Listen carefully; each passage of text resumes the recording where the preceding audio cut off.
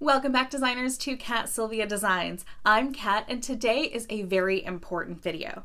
This is by far one of my most requested topics, and I wanted to make sure that you are getting the very best from me. So I've spent a lot of time researching and testing the best method to sharpen your jewelry cutters.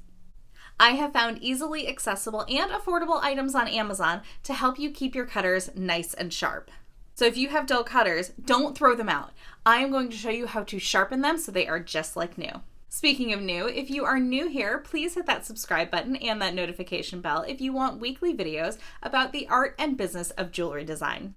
Be sure to follow me over on Instagram and TikTok at Silvia Designs if you want even more tips and tutorials. All right, without further ado, let's sharpen those pliers.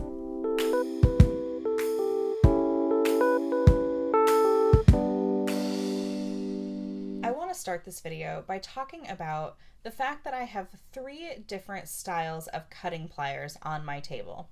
Now I have these big Xurons here, and I use these for that heavier gauge wire, so these are really nice and good. They have a good grip and they really tackle that big wire for me.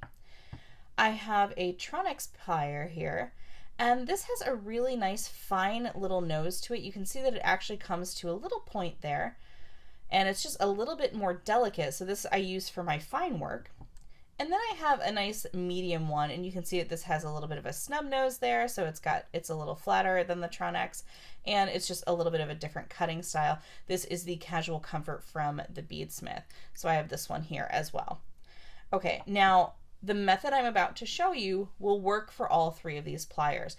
Just apply the simple techniques and you can get all of these styles of pliers nice and sharp. And I believe that will work for any style of cutting plier that you may have that looks similar to this, right? Okay, so now let's talk about the tools that I have to sharpen these pliers. Now, like I said, everything I got on Amazon, and I have these 3 files here, and I have 1000 grit sandpaper.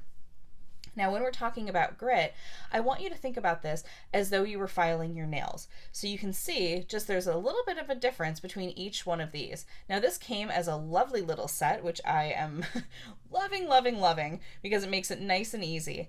So the yellow one here, that's 220. The red is 400.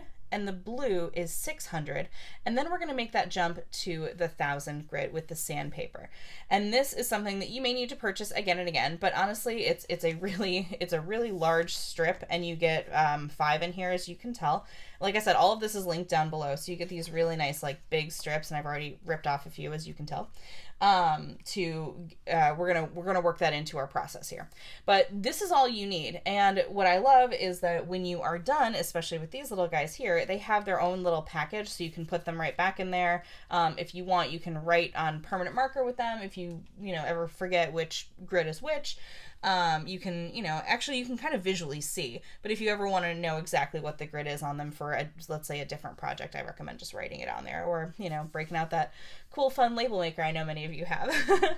Okay, so now let's get into actually sharpening this pair of pliers here. So as you can see, it's not too dull because I've definitely been working on some stuff, but it's dull enough where you can see that there's a couple little mars in there. I don't know if the camera's picking it up, but there are a couple little nicks in there that I want to get rid of. So what I'm going to do first is I'm going to open this as wide as I can without, kind of breaking the plier, because what we want to do is we want to access this piece right here. Now I know it's really super tempting to run your finger along this at any point during this process, but please don't do that. You will end up with burrs in your fingers and it won't feel good. Also, I have a piece of wood here that's going to protect my surface so that I can wipe this up with a clean cloth. So if you do have a fabric surface, I don't recommend doing this over that. You can either remove it or, if you put down a piece of like wax paper or something, just something you can grab and throw away. Okay, so let's begin. We're going to start, as I said, like we file our nails, we're going to start with the heaviest grit. So that, remember, this yellow is 220. And what I want to do is we are going to come in, and you can see in the light that there's that little edge right there, right? I'm going to place this going down, and what we want to do is we want to come in and kind of sweep it away from ourselves. Now I'm doing this in the air because when you do this yourself, you only want to do this maybe 3 to 5 times, depending on how bad your how bad your cutter is, you know, kind of if it's really janky, you know, like if it's really bad, we can do that just a couple of times. Okay, so here we go. Now I'm going to do it probably about 3 times. So just watch, I'm going to do that same kind of movement, and we're just going to sweep it out in like a nice sharp motion. And again, keeping your fingers out of the way. We don't want our finger up here, keeping everything out of the way. Here we go. Okay, now you just stay along that. Now sometimes if you don't want to come in right away, you can make sure you're right on the angle there and then just sweep it out, right? Okay, you can see that it catches just a little bit, but that's okay. That's actually looking really good. Now I'm going to stay on this little side here, but what I want to do is I want to flip it over. So this is the side I was working with, and now we're going to do it on the back side as well with this same 220. Now with this one, we're going to again keep going away from our body, but I'm going to angle it just a little bit here. And again, we want to catch that, just that edge there. We're not trying to scrape the whole thing, like going like that. Oops, don't want to do that. We're going away from it just on that angle there. So let me see if I can get another angle here for you. So when you look, like I said, we're not going like this, we're going like this. So we're going on the angle that our piece is, right? So just like that. Okay. So now, as you may have guessed, we're going to flip it over, and you can do both sides, but I'm just, for the purposes of my demonstration, I'm just going to do it real quick here. So now we're going to move on to the red. Okay, same kind of thing, just a couple, and you can see, or maybe you can hear actually, it's gliding a little easier. Okay, again, we're going to do this, and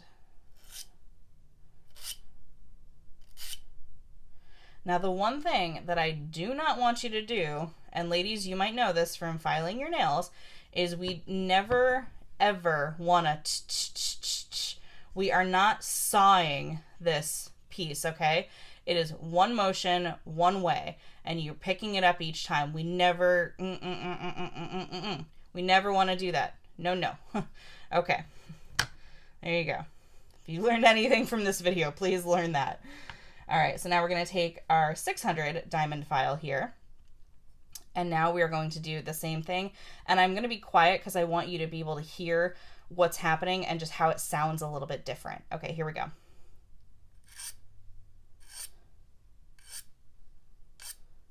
Nice, a little bit, you can tell it's getting a little smoother, yeah?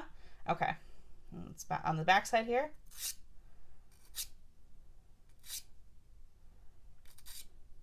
And I'm going to do one more. Okay, good. Now, like I said, I know it's really tempting to kind of run your finger along it, but try not to do that. Okay, so as you can see, it's getting a little shinier, which is what we want, yes? Okay, so now we're going to come in with our 1000 grit, and like I said, it comes in these like really big sheets, but what I've done is I have ripped off about the size actually of my diamond file there, as you can see. But the reason I like now switching to the sandpaper is this is going to be a little bit more flexible, so we can get in there and make sure not to round it, but we can make sure that we are kind of just really doing the fine work of this. So I like to kind of put my finger in it and make a little U shape like that. And now I'm just going to come in and give it a few little strokes there. Again, we are not, you know, we are just scraping that wire, right? Or scraping the plier. Okay. And now I'm going to come to this side and do the same thing. And again, this should fix any burrs that we're going to have there. Okay. And I'm going to do one more. There we go. Okay. So you can see it doesn't really do a whole lot to the sandpaper, so this is something that you could use a couple times, or if you kind of do a round and you have several pliers that you're going to do, I recommend doing that. Okay, now let's see. I have a little sticky Post-it note thing here. I'll just fold that over. And let's see how we're looking here. Ooh. Okay, I'd say nice and sharp. There we go. Okay, so that is really easily how to do this. It's nice and quick. Like I said, everything here you can get on Amazon, which makes it affordable. And you know, this is, you get those 5 strips. It should, you know, take you a long time to get through them. You can use these for extra projects or woodworking or whatever you have going on with you. But again, 220, 400, 600 all comes together in its nice little pack. Make sure you get those diamond files. Don't, you know, make sure you are doing that diagonal movement, and again, no sawing back and forth. Ladies, keep that tip for your nails as well. We don't want to make things any more brittle than they already are. Okay, so that is how to sharpen your pliers. Thanks so much for watching, designers. Please make sure you are subscribed and you follow me over on Instagram and TikTok at Silvia Designs. Everything you've seen here is linked in that description box, and comment below if you're going to try this on your pliers. I want to know. Until next time, thanks again, and I'll see you in the next video.